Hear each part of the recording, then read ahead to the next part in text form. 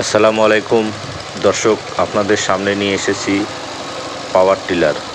অর্থাৎ এই power tiller দিয়ে গ্রামগঞ্জে জমি চাষ করা হয়।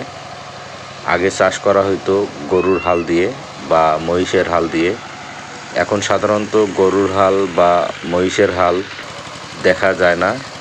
এখন যেখানেই যাবেন এই পাওয়ার টিলার দিয়ে গ্রামে যারা কৃষক তারা জমি চাষ করে নেয়। সেখানে ধান থেকে শুরু করে বিভিন্ন রবি শস্য ফলায়।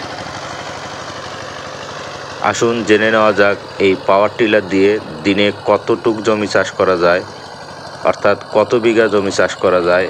এই 1 বিঘা জমিতে পাওয়ার টিলার দিয়ে চাষ করলে কত টাকা খরচ হয়, কতটুক তেল যায়, আর এই পাওয়ার টিলারের পিছনে কতজন লোক পরিশ্রম করে, এই সব বিষয়ে জানবো আজকে।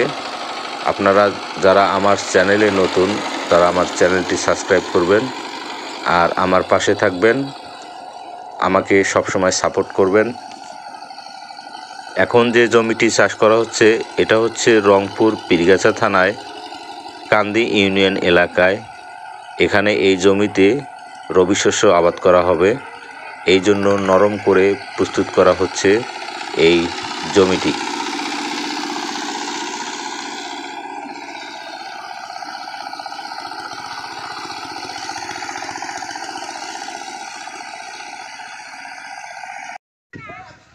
এক বিঘা মাটি চাষ করতে কতক্ষণ লাগে সময়? ধরো আধা ঘন্টা। আধা ঘন্টা। আর তেল খায় হাফ লিটার। আচ্ছা, 1 বিঘা মাটি চাষ করতে মানে কত টাকা পান আপনি? 220 টাকা। 220 টাকা। 1 বিঘা মাটি 220 টাকা। আর খরচ হয় কত? হাফ লিটার তেলের দাম কত? তোমার হলো 70 টাকা। 70 টাকা। আর বাকি টাকা লাভ থাকে? লাভ থাকে। আচ্ছা, এই প্রতিদিন কতগুলো জমি চাষ করা যায়? 40-42 জন।